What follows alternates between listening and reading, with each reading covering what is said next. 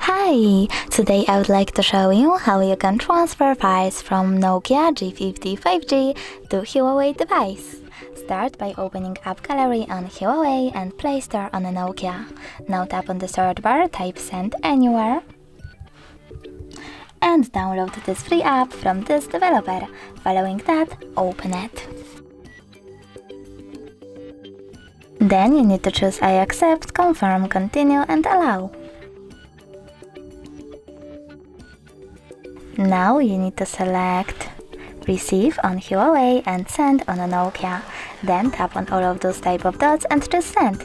This way you will send all of those files. It will take a long time though, so I will go with this one photo, just send and click got it.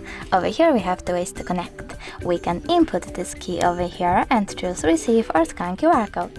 If you want to scan it, click on this scanning icon on Huawei, tap on allow only while in use and point your device's camera at the QR code. After that, you need to wait a bit. And as you can see, my photo was successfully transferred.